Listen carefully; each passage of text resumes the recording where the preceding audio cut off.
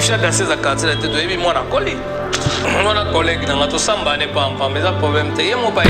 Ce qui est plus important musique à mort na biso soki ezokufa parce que dynamisme ezate bon moko ezate. Parce que ce qui m'a étonné donc les gens veulent que des Sankara qu'est-ce qu'il a fait dans Congo? Mais ce qu'on bien na wenge ezate ko na 16 enfants mo olingaka 3. Tous les babisoso ane tunde obotate ndio kwaka bango nde ravi. Depuis Moutakoumi Sara, Banamisa, Tolé, de 33 enfants. Il faut qu'il y ait un peu du respect, Sankara. Confiance en Massa, on a d'autre part. Dans son côté, il a été mal, le gars fait fort. Donc, on a l'obaga, on a Moutakou Pedre. Et comme, les autres désormais, on va devenir excellence, son excellence, parce que dans le domaine ambassadeur à culture. Kintona Télévision. Une nouvelle touche dans la communication, na actualité culturelle, politique et sport.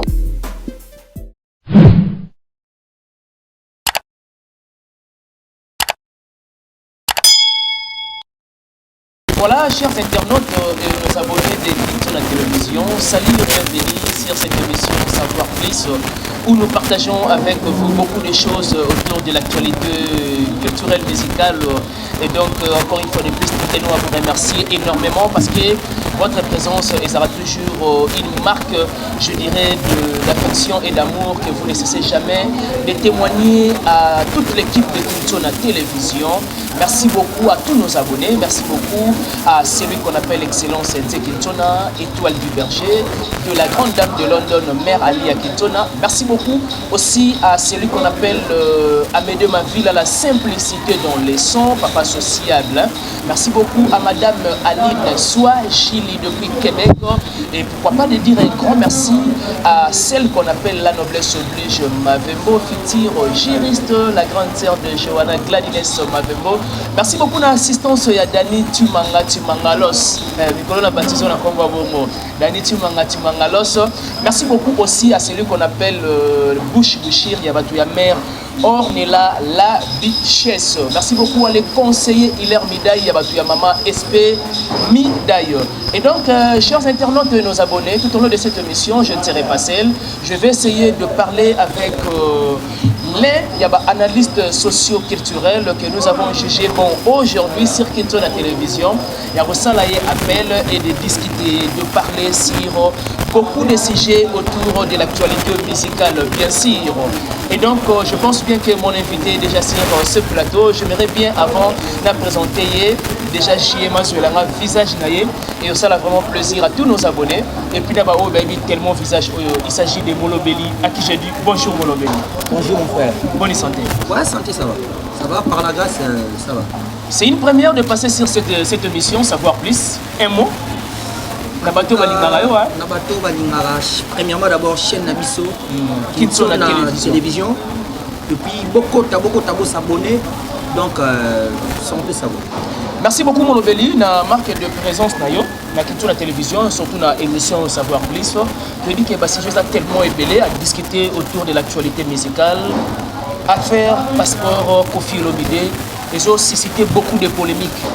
Pour certains, est-ce qu'un ambassadeur a remis aux ranking na artiste musicien Moussousou, il y a contre naïe. Comment toi, Molobeli, tu peux analyser ma propos et bandero Moussousou pour l'égard, il n'y a personne de Koffi Olomide. Bon, c'est vrai que non, Koffi Olomide, c'est vrai que non, a eu passeport diplomatique, et là, par rapport que non, à maintenir. Il a fait un bon parcours, une bonne carrière solo, depuis vers les années 79 jusqu'à nos jours. Oui. Donc, depuis Viva la musique, départ à Viva la musique, Koffi le fait justement avec Papa Wemba. Et puis, à part ça, qui est encore Koffi. Tout le monde que non, Yemoko a bandi carrière solo naïe, c'était vers les années au moins 87. 87, c'était Koffi à Yorosala, en quartier latin. Et puis, il n'était pas vraiment tout seul à Yorosala, quartier latin, avec qui on peut jeune frère Nabiso Nani, en fait, comment dirais-je, papa Nabiso, Marie-Paul. Okay. Donc, Marie-Paul a dit le tout premier musicien à Koffi Olomide, quoi. Donc, moi, ceux qui vont dire que non, Koffi, passeport diplomatique à Zouana, ils ont passeport pour Boye, parce que tricage, non, tricage, c'est vrai que nous, il a maintenu. Babi a benga qui président Léli. parce que Gadjou na Maître Gims bango babengaki bango au moins pour bazwa passeport rouge wana. Mais non, c'est vrai que non, Maître Gims, qu'est-ce qu'il a fait dans la musique à Congo? Maître Gims, ça c'est le logotin. Tout ça, Dadju, ça c'est le logotin. Hein? Bon, on va faire la musique occidentale. Maître Gims, ça va dans la Congo. Dadju, ça va dans la Congo. On ne peut pas tout le temps tout ça, il faut que ça va analyser. Il faut que y ait pas, maramuni, tout ça, tout ça. Donc, tout ça va sentimentalité. Vous voyez? Lorsqu'on parle un peu de Kofi, c'est vrai que Kofi c'est un nationaliste, c'est un patriote. Vous comprenez? Kofi dans un petit bablo comme allo papa, azo kende. Et puis Kofi a été parmi les tout premiers musiciens pour avoir trouvé en Afrique à l'époque. À l'époque, voilà. Vous comprenez? Bazar au fait c'est au moins. Le Bachar va trouver du sans tricage. Ouais, sans tricage. Alors comment ça fait que dans les lots qui nous ont le comme non tricage, un tel à Saliboy, un tel non. On m'a dit d'autre part, c'est que le plus important, la musique, parce que le dynamisme est athée, mon corps est athée. Parce que ce qui m'a étonné, donc, les gens tels que des Sankara. Sankara, qu'est-ce qu'il a fait dans le Congo? Sankara a un simple porte-parole. Mais ça tombe bien, parlons de ça parce que c'est important. Sankara a un simple porte-parole, il y a Wenge musique maison mère. Mais à Bengi Kofi, collègue, naïe ambassadeur. À naïe collègue sur base de quoi? Sankara a un artiste, il y a 40e voix, il y a Maravouanine. Mais il y a critiqué quoi? Il y a Kofi. Non, yoga. Kofi, premièrement, d'abord, c'est un bon chanteur. Kofi, ce qui a dit Kofi, il a dit qu'il y a mati, il a dit qu'il y a. Mais l'élo, il a dit qu'il y a sans cité. L'élo, il a dit qu'il y a Eric et tout cité. L'élo, il a dit qu'il y a Chokoro, son nom se repose en paix. L'élo, il a dit qu'il y a donc, ma falité, la gypsum. Vous voyez? Donc, Hollandais, mission à Sankarawana, pour l'obéli, Hollandais, bien. Bien. Mais j'aimerais bien te balancer tout ça dans la régie et puis te revenir à propos de Sankarawana pour la confier au lobby. Suivez cet élément et puis nous allons revenir après. Les provocations, les répliques à Maramnaye et puis naïe expliquer. Être diplomate, faut mal mon chapeau. On a biso batal local là. Donc on a l'obaga au monde à moutako perdre. Et comme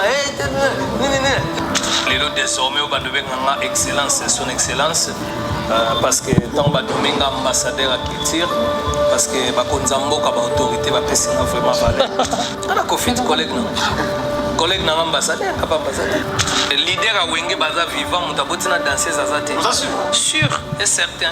Il y a un moment Léona Minito yo wera sona na bana nga mibale exaucer na gladi.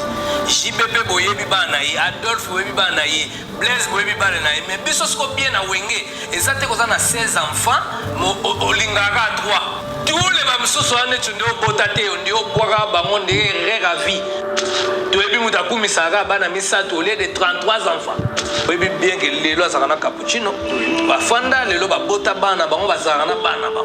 Donc ouais ratira la bota na danser sta bota bena été. Papa chéra bota na danser sta normal. Biso la ba wenge ma mwana zarate. Mwana fifi to ebit. Fifi danser za quartier la tête to ebi mwana koli. Mwana collègue na to samba ne pampa mais ça problème te yemo pa ebi. Na to samba pampa mana gagner pe pampa. Mais objectif na ezani. Objectif nanga fa changer. Donc lelo na minute atumbola na bébé chanda bayoka na te. Ayebi magamni asala bazeko. Ayebi magamni asala nyokalo. Ayebi magamni asala jibi. Ayebi magamni ni aya na mwisu wera. Ayebi su magamni ni aya na ya Fabrigas bandre ba cholo ban. Mumuna magamasari ya Fabrigas. Ayebi magamni ni asala so ferre. Ayebi magamni asala so fali. Ngamo wa tokena ti na justice. On na sala na justice ala pape. Do ala pamba la moko. Itango batinde me wera finga monike biso kalila te mais tant mana ye monike mbamo ebulema abi Kofilo Bidi za collègue na ye ambassadeur c'est non Kofilo Bidi ko za collègue na ambassadeur non c'est faux et archi faux mon frère omoni bablo on sisi tolinga boloba yango pour se faire voir ba mona que non oyebi boloba c'est ça omoni les gens tels que les Sankara soy otalier comment on peut affranchir ya wera. Le fait que nous avons dit que nous avons un peu pour son chéri et puis par rapport à Yawera, ceux qui nous avons dit que nous trophée Oyo, Bapesi Kofi, que nous avons dit que nous avons dit que nous avons autrement. Mais net Sankara, Sankara ça est le côté. Non. Comment on va quand même. Sankara a comment refaire la trop sentiment. Le même Sankara on a une photo. la chambre moko boya fali azo compter bambongo akozwa yango publier la chambre fallait bon bino bamona yango te donc yaki on peut balancer dans les réseaux sociaux ah oui hein que non akabele 50 000 $. Sankara atika on peut kilo kuta po asa na sens ya vérité te Sankara akoki ko benga Kofi collecté ozo mon bon so totali bien moi na liboso ya Kofi akoza la PV ya Sankara est-ce que on a dit ma moment lobby pour la vie privée à Kofi mais à Kotikaka la vie Kofi à ça ba cher ba artiste ça na bana ebele mais abimisara à droit sous nia bango azana on ba JB na ba raté non wana vraiment ce qui est plus important comme on a que non Sankara il ne sait pas vraiment réfléchir à ça maël était obini Sankara ça maël était oui ça va si mal sur le bana non c'est vrai c'est tout justement on a problème na hein on a problème na Sankara il est qui Sankara lo baba mama fils na baloyé alo mama ngambo yé moko zo yeba ya les bourgeois abia samba na Kofi bona yo lobby tala tu mangalos na lobby ya samba na Kofi non Sankara il est qui Sankara so azana relation ba relation mutu moko ta ko ba Sankara na moko ko Sankara asali logo te tout le monde a parmi ma porte-parole les camps sur bazo trouver mais est-ce que Sankara peut faire trouver moko ya pam bon on va imaginer ce que était conseil les gars avec que Sankara pas jouer le passeport diplomatique botanga bima noto obi Sankara ko bomo ouais abi man le lendo nyonso et pas petit boro mon pas wala tara abi wala collègue nae ko wala ta vidéo ndenge mo wana to benga ngwe za ba chamba na mike maboko salité ça dire créer moi ba base donc ça avant nous a créer moi ba base moi ba poste dans l'actualité et puis à profiter un peu de succès ba nae on se rend compte comment les sociétés un peu en fait Jibem Piana ou soit Wilson que le déclaré par rapport à passeport diplomatique là tout à fait mais bah jusque là la liste n'est pas exhaustive on espère qu'il y a la mesure des temps mais suspect par Rikozwa entre autres ça fait déjà portrait il y a Fali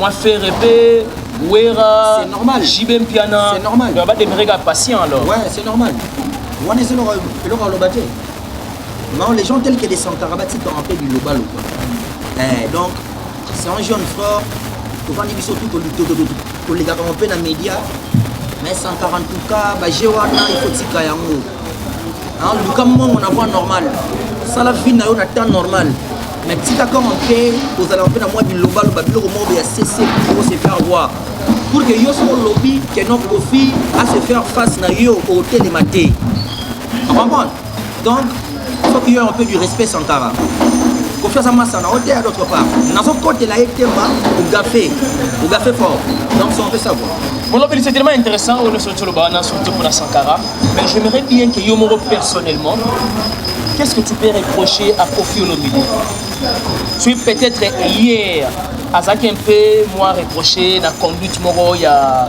bien été à l'égard il y a artiste musicien congolais Moussoussou mais aujourd'hui il est devenu ambassadeur de la culture. Qu'est-ce que tu peux reprocher à Kofi Olomide à Sangi Sabango? Kofi Olomide, ce qui est le plus important, c'est un grand, premièrement, comme icône, légende panafricain. Olomide et Zanini. Mopao, ce que ça dit bien, ça dit trop. Donc, beauté que non, la guerre musicale est à la et puis, le système mobile, si ça n'a pas un peu de touche. Vous voyez? Mais si on t'a dit entre Bango, ne peut pas mettre la musique. Papa Wemba, assume sa question, touche. Le même Papa Wemba, assume sa Kofi, touche. Le même Kofi encore, assume sa Papa Wemba, touche. Vous voyez? C'est ça. Donc, net et l'autre nous reproché Kofi. Non, par rapport à conduite, ça dit à allez-y. D'abord, allez-y. Sois calme, attends. Comme nous sommes un peu des journalistes. Voilà. Oui, puis entre bis et Jabana qui m'a pas sanité mais ça là. Et comment ils appellent le domaine nyonso là. Domaine tu es là. On se comprend. Alors et puis sur tali Kofi ne Kofi Azawana. Dans tout petit moment atika mo aronki mo le mo abilo ko mo boya niki. Parce que dit distance dans tout petit moment de mo boya bi marama ça à niveau ya Europe, Amérique. Vous voyez? Parce que quand les gens papa n'a rien, papa n'a c'est un grand icône de la musique africaine et puis à défendre la musique du monde. Voilà. Et puis dans tout petit moment, à comme un peu dans ma réserve Moroboy. Ok. Pour la Moroboy. Parce que tant que tout Moroboy, à ce moment le logo Moro ya bien été. Et puis, sur le bien, on voit que notre fille a répondu à son karaté. Pourquoi? Vous voyez? Et puis, le même Fally, rien du tout. Parce qu'il a dit que non, il a sali trop. Hein? Kofi, a sali trop. Donc, si, papa n'a pas banane, son nom se repose en fait, aussi, grand calé, aussi, pépé calé, aussi, luambo, aussi, papa wemba, aussi, question. Papa Lutumba, Seigneur Lei, nous les deux frontières. Et puis, ceux qui ont l'année parmi Bango, tout aux autres Kenya, génération en génération, Kofi, il est toujours là. Kofi Azada. Alors, s'adapter à ma génération confondue. Kofi, s'il n'était pas Kofi, Kofi, alingaki akende koluka Charlotte dipanda te babeta featuring alingaki akende koluka Diamond te babeta featuring alingaki koluka Singela te babeta featuring alingaki koluka Naza Kiobla te ke no bayemba babeta featuring vous voyez absolument donc omona ke no asa grand azobeta tozongi encore na Tanton tant Kofi abeta na Tanton asa le tout premier musicien congolais oyo a signé un contrat avec Bercy de Paris Bercy exemplaire c'est grâce à Kofi absolument. Vous voyez? Et puis attends, plus de 19 000 personnes au Kofi Asala. Et puis avant disque d'or. Et puis ils ont la chanson, on a 4, on a 6 on a internet. Ils ont un peu balancé. Si. Ils ont un peu balancé. Et puis t'as autant de vie tout justement à niveau d'Amérique. Hein? Donc avec artiste international. Kofi Sko on compare dans le donc on va voir na ba JBP parce que ba JBP ba petindele ya ba sala pe ya bango pe ndenge ya bango c'est normal donc on fait ça quoi c'est normal. Tu peux dire quoi par rapport à ma propos il y a c'est le Scrum Poutine état d'esprit il y a une question concernant le mouvement ya Waka machin tout consort avec asa au courant la montée ah bien montée en fait là c'est de la haine ou soit juste non, on est à Bissala Sala. Ah, Bissala Sala. On est à Bissala Sala. Quand tu assumes bien que la langage faisait Bissala Sala. Donc Bissala Sala de la part de Céléo. De Céléo, c'est pas Bissala Sala. Donc c'est un peu ça. Pourquoi tu peux dire Bissala Sala alors que ça nous tous sommes quand même la maternité mon corps. La maternité mon ça problème mais il faut que vous voyez bas. Au moins nous n'avons pas ça le bien.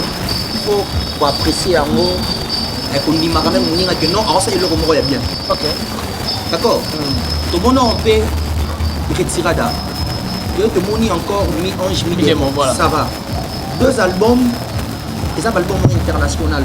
Patrick Papier, mais bien tout dans les mondes. Vous comprenez? Mais si vous tournez le comment vous voyez, il y a un artiste intel, même si vous ne rentrer dans le cas de voisin moyen, on répond dans les bons sens. La némoroté que non répondre à parce qu'on façon répondre à juger en ondé. Langage état d'esprit là. Et on est à la réponse à l'état d'esprit. État d'esprit. Est-ce que c'est leur premièrement d'abord Poutine? Ah non, l'esprit. C'est leur esprit là. Poutine a un esprit. Oui, il y a un d'abord sur le gars, j'ai dit que mais il est fort. Ah, il y a que c'est que tu as un état d'esprit. Yoga, c'est un seul robot. Papa, mon frère Ben, tu auras moins chance à fréquenter Bango. OK. Tu auras plus de chance à fréquenter Bango. Voilà. Parce qu'on bon, on a dit que une mission où ils peut balancer Paris-Londres et puis si elle le retard Hollande. Voilà. Parce qu'on bon. Ouais. Et puis tu solo là. Ouais. J'ai son numéro c'est là. Parce qu'on bon. Tu pas les liens papa. Donc, et mais on regrettait là au lobby. À regretter tes postes le Azam Bissala Sala, je te dis sincèrement. C'est le Bissala Sala. Parce que Bissala Sala la le question même c'est le Yohana. Le même c'est le Yohana. Oui, puis que non après avoir payé ma sur une Viena ferré, à Bouka encore ferré. C'est que ça ils rendent na aéro Bouka. Les années na yé. C'est le Yodan, c'est son façon. Parce qu'on a état d'esprit, et ça on se comporte dans le disque de marché. État d'esprit est long. Est-ce qu'elle peut m'en dire? Oh, depuis. Bien que vous êtes totalisé sur un mois, dans quelques jours, je pense. Non, pas un mois. 2 mois. 2 mois. Parce que c'était depuis décembre. Pour sentir que non, ça n'a gaz, il y a un album, il y a un album, il sentir aussi. Ah, moi, je non, ça n'a gaz, il y a un album. Est-ce que héritier dans un album là, dans une semaine, désolé. La chanson va désolé ma message. Désolé on peut souci. Limon on sur la marche. Non, désolé. Est-ce que les place na ba nzembo mususu. Désolé, et la chanson promotionnelle absolument. C'est normal. Il y a qui trop. Et ça, moi, shit quoi. Ah ouais. Qu'est-ce que tu reproches à nos musiciens? Les fraternité entre les artistes musiciens. Et comme le roi, il faut que la bango, machin, et tout qu'on sort. Mais en qualité, il y a analystes socio-culturels. Pour qu'on sait la bango nini. Parce que les autres, pour la bango, ambassadeur. Mais on a pour ça, il y a unité, on a pour ça, il y a harmonie entre bango. Donc unité et harmonie, et c'est le moment il faut pas un peu qui dynamisme, il un peu bon moko, va nous créer un peu et le moment boy, ils ont le rôle la Marisha. Ah Maisha Park. Ouais. Tu vois. Ceux ils ont le rôle là, Maisha donc les amours ça nani. Et renforcer moi harmonie entre bango. Harmonie wana entre bango. Et puis dans tout le monde bango trop va commencer ça, nous t'avons comment nga. Donc vous voyez, nous tout quoi comment qui est Ogoto va baigner aigle, Ogoto Jésus, Ogoto. Vous voyez? Donc ça on peut savoir. Ensuite on a quand même 100. 100 les. Il fallait. Single à boire déjà les montrer. Single c'est le plus important. C'est que quand on a clip, si maintenant d'abord passer dans mon on a d'abord. Bon chant. Bon. Texte après c'est. Et non texte comment? Tes attends. Et non pardon si comme yoga. Comment le texte par rapport à Fanny de bébé Fanny de texte sur la texte par rapport à texte on se un peu composition sur le plan en fait thématiquement il va un peu dans moi si non qui là c'est mais ça vous maman très simple des mots apaisés là tout non ah mon beli mon frère ouais non le manu logo moro oui que oublier moko aboma carrière na ni bula bisala ça ah Nana sali bisala sala pour bomela carrière. Peut-être y est moko ramos na zo iba nsuti. Omoni eloko o ebimi. Ah ouais. To lo bate za le logo mo ya ka kala to ati na max e chango mama na mulungi. Eloko ya na nini? Na max ka. Na max. Elonia dynasty. Affaire ya Mado. Fabrication a bien ya Mado. Nga no sala na Congo. Ouais, échapper question na ngaité. Zela na répondre yo. Nga na Congo na ki diffuser ba bulletin d'info na radio. Ouais. On se comprend? Ouais. Ou on sala journal potentiel. Yamado. Tant que c'est Yamado yoka aya na chaîne. Otika CD. On se comprend? Venanga PM papi mboma tuna on a déjà fait déjà départ déjà là qui déjà qui n'est pas B1. B1 absolument. On se comprend? A tourner à benga le bi Fabregas. Est-ce que bon mot pena to mona on pena ko kina lo bien et cha mama na molonge et absolument pas et cha molonge na lo makambo ngana zala makambo ngana mona tinga zemisa vena nga papi ngomo bonga na kimona musala na Kongo na osala nguna on s'en bon OK et cha pena molonge ça dit que non Teresa miné on s'en bon so la ni bien toqué à ce qui concerne harmonie et dynastie. Omoni artiste alobara et logo oya za trop si on aille. Et comment dire que non on va naka ko lobara le fait que ko sala kombo bima na lobara ne veloto no bete simba na moka. Mais que besa ba bomba retardement na so yé na we kiku. Au sanga les juin mois de mars c'est là on est on s'est préparé. Mois de mars. Dynastie. Mais bien va bleu timbe. Le mois de mars ça a déjà fait moins à faire. Mais alors ça va tout surprise dans dynastie. Il y a un lobby na yot. Mais ton cos de gold de ça c'est déjà pour ce 25 hein. Et le côté. Il faut mettre le côté. Et le côté. Ah oui. Non la vérité. Faire cette fois-ci à se concentrer trop. À dire un peu mon loisir, mon amitié. Parce que le bosseur n'a pas loisir. Yo kamalembe. Non pas dit que non, les bosseurs qui ont fait des loisirs. Ouais. Loisir des aïeux. Yoga. Loisir des aïeux. Kolanda un peu la lobby boy. La lobby boy, la sali boy. Il va être affecté. OK. On se comprend. Mais dans tout petit moment, on va se concentrer. Mon frère, Ben, je te dis sincèrement, Omoni, dynastie, harmonie sur les bimi. Musique, vraiment, à se concentrer trop. Et puis à bosser vraiment. Hein? Non, mais faire déjà des natures, la carrière musicale, n'a déjà bossé. Hein? Dans le lobby, faire c'est un bosseur. Mais cette fois-ci, je vous dis sincèrement, nous sommes bon arabe. Donc si tu comprends bien, Anno est allé à guerre musicale. À guerre musicale, mais Belé va au Canada. Et Belé c'est ton point de vue. En tout cas, nous sommes pratiquement à la fin de cette émission. Monobelli, mot de la fin, et puis nous allons chuter complètement. Mot de la fin, en tout cas, je remercie Kinsoni TV nde basili koyamba biso. Na masa na ngai Ban Lemvo na confrère na ngai Dani Chimanga kadou bien. Chimangalos. Hein, Chimangologie, Chimangaloche. Hein? En tout cas, c'est bien moi, nos jalongonzo, les Oumontra Gaza. Hein? Naza nanga peka comme lobilo la Pino Gaga. Et puis les frères nanga ninga yaminga.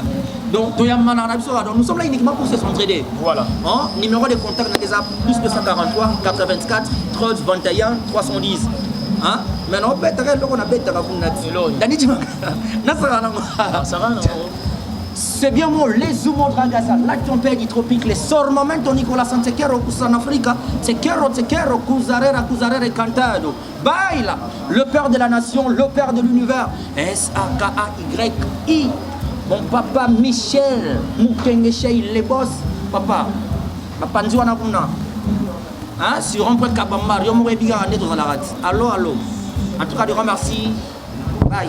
Et voilà, merci beaucoup Molobeli d'avoir répondu à notre invitation. Le plaisir est tellement partagé. Merci beaucoup à tous nos abonnés. Merci beaucoup de votre attention soutenue en particulière. Merci beaucoup de s'abonner massivement sur Kinzona Télévision, une nouvelle touche dans la communication. Merci beaucoup d'assistance à Dani Chimangalogie. Merci beaucoup à celui qu'on appelle Excellence Dien Kinzona, Étoile du Berger. La grande dame de London, Mère Ali à Kinzona. Merci beaucoup à papa Simon Mavembo. La qualité souhaitable. Et je salue aussi toute la famille Mavembo, vous qui me soutenez de près et de loin. Merci beaucoup, en tout cas, à la noblesse oblige Mavembo, futur juriste, la grande sœur de Johanna Gladines Mavembo, Mwana Batouya, Maman Maïdor Longo. Merci beaucoup à Rosa Fantasia. Je vous aime bien. Merci beaucoup à toi, Jérémy Maquillé, sur Reina Simaya Kamera et à la personne. On se retrouve prochainement.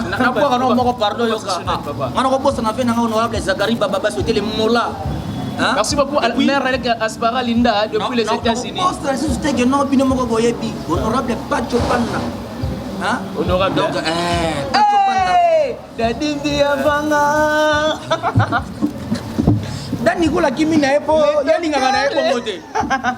Le docteur Abdul, le spécialiste en médecine traditionnelle. On se retrouve prochainement.